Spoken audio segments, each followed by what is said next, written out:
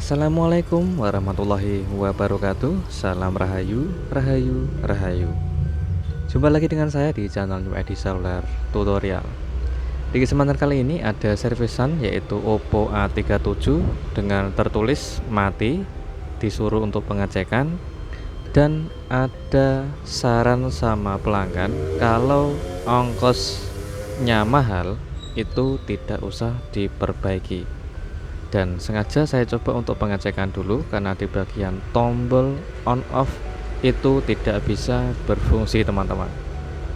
Jadi ceritanya ini kalau handphone dicas itu bisa sampai penuh, tapi kalau dinyalakan tidak mau menyala atau tidak mau hidup, teman-teman.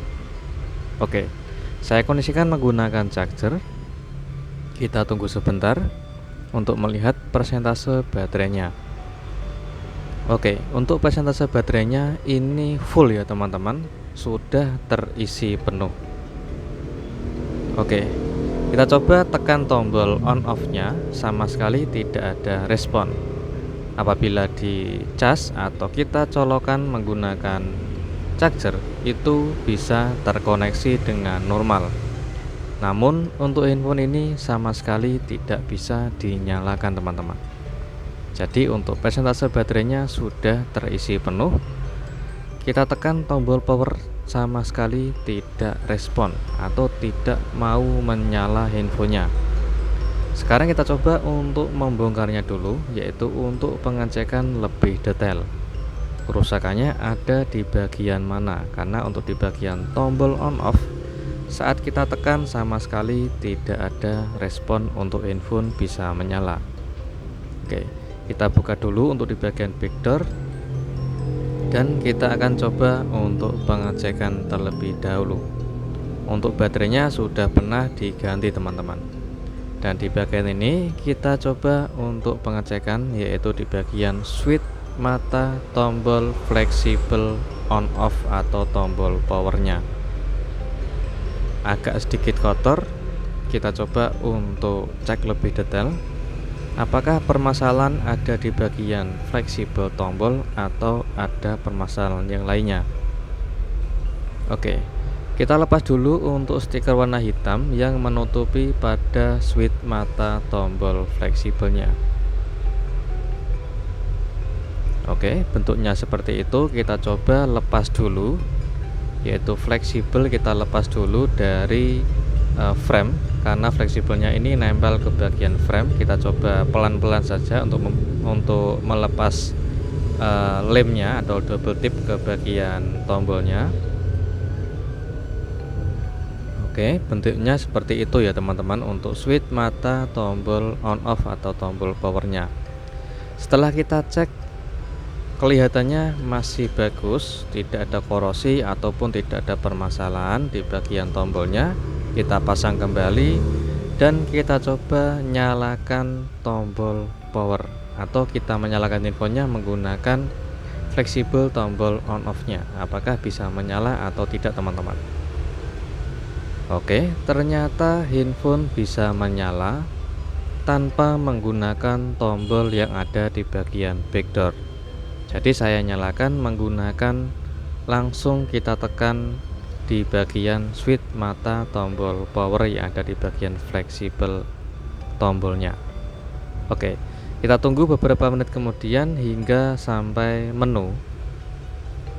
Oke, infonya sudah menyala ya teman-teman. Kita coba untuk cerahkan dulu kontras layar LCD-nya agar kelihatan, dan handphone ternyata bisa menyala dengan cara menggunakan tombol fleksibelnya tanpa kita tekan menggunakan tombol yang ada di bagian backdoornya. Kita coba untuk pengecekan di bagian tombol yang ada di bagian backdoornya, teman-teman. Karena saat kita menyalakan tombol di bagian fleksibelnya secara langsung kita tekan tanpa menggunakan tombol yang ada di bagian backdoor, ternyata handphone bisa menyala. Oke, kita lepas dulu untuk tombol yang ada di bagian backdoornya, lalu kita cek. Kelihatan jelas ada bagian tombol luar yang ada di bagian tombol backdoor itu bagian tengah atau karetan yang ada di bagian tengah tombolnya itu sudah tidak ada atau sudah pada grumbil ya teman-teman, atau sudah pada patah istilahnya. Oke, jadi beserta tombol volumenya juga saya ingin memperbaikinya, karena untuk tombol volumenya juga sulit ditekan. Oke, keduanya kita akan coba untuk perbaikan. Dan apabila kita ada stok tombol luar yang ada di bagian backdoor, kita tidak usah memperbaikinya, alias kita langsung bisa mengganti dengan yang baru. Tapi apabila stok tidak ada, kita akan berusaha mengerjakannya teman-teman. Oke, saya akan kasih tips bagaimana cara memperbaiki tombol luar yang ada di bagian backdoor, dan kita bersihkan dulu dari sisa-sisa debu teman-teman. Ini tujuannya agar perbaikan bisa rapi, dan untuk pengeliman bagian tombol luar yang ada di bagian backdoor itu bisa merekat dengan tahan lama teman-teman, agar tidak mudah gumbil lagi. Setelah kita kerik, kita bersihkan lagi, dan kita akan siapkan untuk lem Korea atau lem Alteco. Kita kasih sedikit saja.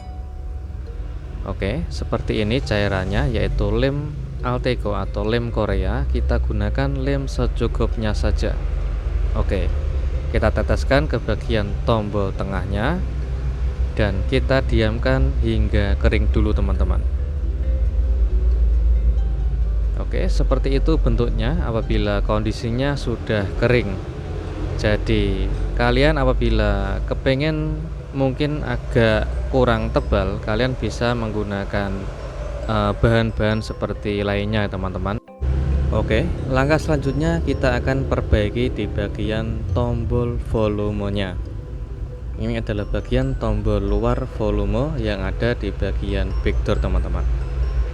Agar lebih mudah untuk perbaikannya, kita bisa menggunakan pinset dengan cara kita jepit seperti ini ya teman-teman.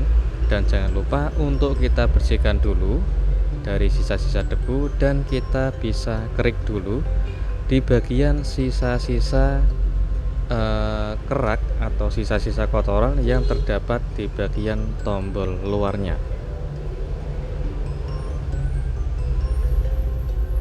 Oke, setelah kita kerik, kita bersihkan lagi, yang tujuannya agar nanti saat pengeliman bisa merekat dengan kuat dan tahan lama teman-teman. Kita gunakan lem secukupnya saja. Jadi kita ambil untuk lem cair, yaitu lem Korea atau lem Alteco. Kita teteskan sedikit saja di bagian tombol yang rusak atau tombol bagian luar yang sudah tidak ada atau karetannya sudah hilang teman-teman. Kita bisa menggantinya dengan cara teknik seperti ini. Ini teknik yang sering saya lakukan, dan alhamdulillah untuk tombolnya itu tahan lama dan awet, tidak mudah gumbil lagi teman-teman. Setelah lemnya kering, kita coba untuk cek kembali. Jika ada bagian lem yang merambat ke bagian samping-samping pada tombolnya, otomatis bisa menyebabkan tombol sulit ditekan. Jadi apabila kebanyakan lem, mungkin ada yang bagian merambat lemnya ke bagian samping-samping tombolnya, itu bisa bikin tombol makin tebal dan sulit ditekan. Jadi alangkah baiknya apabila mungkin saat kita teteskan cairan lemnya itu berlebihan, kita bisa merapikan dulu teman-teman. Dan juga sebelum kita pasang, kita bersihkan dulu di bagian lubang tombol yang ada di bagian backdoor, lalu kita pasang tombol luarnya dan kita presisikan seperti semula.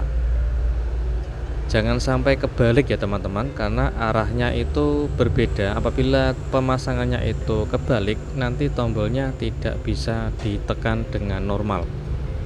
Oke, setelah kita perbaiki tombol luar yang ada di bagian backdoor, bukan tombol di bagian fleksibelnya ya teman-teman, karena kita menggunakan tombol yang ada di bagian fleksibel itu tombolnya bisa berfungsi dengan normal. Terkecuali di bagian fleksibel itu mungkin sulit ditekan, kita bisa bongkar atau kita lepas menggunakan solder atau penggantian mata switch tombolnya, atau bisa mengganti fleksibelnya langsung teman-teman. Dan kita cek untuk perbaikannya, karena sudah selesai kita perbaiki tombol luarnya, kita cek untuk kita tekan bisa terkunci dengan normal, dan kita buka menggunakan kunci dengan normal. Sekarang kita cek untuk di bagian tombol bagian volumenya. Oke, kita tekan tombol up dan down atau tombol volume atas dan juga volume bawah. Ini bisa digunakan dengan normal ya teman-teman, sangat nyaman, tidak sulit ditekan atau tidak keras ditekan, jadi sangat empuk sekali. Jadi kita bisa menggunakan lem secukupnya saja sebagai pengganti karetan tombol luar yang sudah pada gumbil teman-teman. Semoga tutorialnya selalu bermanfaat dan jumpa lagi di tutorial berikutnya. Assalamualaikum warahmatullahi wabarakatuh. Salam Rahayu, Rahayu, Rahayu.